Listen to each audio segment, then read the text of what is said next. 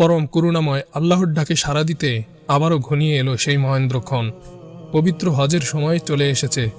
এবছর 2026 সালে বিশ্বের আনাচে কানাচে থেকে লাখো মুসলিম সমবেত হচ্ছেন পবিত্র মক্কায়। হজ কেবল একটি দীর্ঘ সফর নয়, এটি হলো একজন মুমিনের জীবনের আজীবনের লালিত স্বপ্ন। সাদা 2 টুকরো কাপড়ে নিজের আমিত্বকে বিসর্জন দিয়ে ধনী দরিদ্রের ভেদাভেদ ভুলে যখন মানুষ এক কাতারে দাঁড়ায়, তখন সৃষ্টি হয় এক অভূতপূর্ণ ভ্রাতৃত্বের দৃশ্য। পবিত্র কুরআনুল কারিমে আল্লাহ তাআলা ইরশাদ করেন, মানুষের নিকট হজের ঘোষণা দাও, তারা তোমার কাছে আসবে পায়ে হেঁটে এবং উটের পিঠে সওয়ার হয়ে। তারা আসবে দূর দূরান্তর পথ অতিক্রম করে। আজকের ভিডিওতে আমরা হজের এই মহিমান্বিত যাত্রার শিক্ষা এবং 2026 সালের পবিত্র সময়ের গুরুত্ব নিয়ে বিস্তারিত আলোচনা করব ইনশাআল্লাহ। হজ ইসলামের 5টি স্তম্ভের মধ্যে অন্যতম। এটি কেবল শারীরিক পরিশ্রমই নয়, বরং এটি একটি আর্থিক ও আধ্যাত্মিক ইবাদত। হযরত ইব্রাহিম আলাইহিসসালাম এবং তার পরিবারের আত্মত্যাগের যে ইতিহাস এই হজের সাথে জড়িয়ে আছে, তা আমাদের মনে করিয়ে দেয় আল্লাহর প্রতি পূর্ণ আত্মসমর্পণের কথা। যখন একজন হাজি ইহরাম বাঁধেন, তখন তিনি মূলত দুনিয়ার সব মায়া ত্যাগ করে আল্লাহর দরবারে হাজিরা দেন। হজের গুরুত্ব সম্পর্কে রাসূলুল্লাহ সাল্লাল্লাহু আলাইহি ওয়াসাল্লাম বলেছেন, যে ব্যক্তি আল্লাহর সন্তুষ্টির জন্য হজ করল এবং তাতে অশ্লীল কথা বা গুনাহের কাজে লিপ্ত হলো না, সে হজ থেকে ফিরল সেই দিনের মতো নিষ্পাপ হয়ে যেদিন তার মা তাকে জন্ম দিয়েছিল।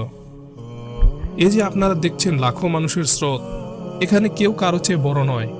যখন একজন হাজি এহরাম বাঁধেন, তখন তিনি মূলত দুনিয়ার সব মায়া ত্যাগ করে আল্লাহর দরবারে হাজিরা দেন। হজ আমাদের শেখায় কিভাবে ধৈর্য ধরতে হয় এবং কিভাবে নিজের নফসকে নিয়ন্ত্রণ করতে হয়। হজের সফর হলো আখিরাতের সফরের একটি মহড়া। 8ই জিলহজ থেকে শুরু হয় হজের মূল আনুষ্ঠানিকতা।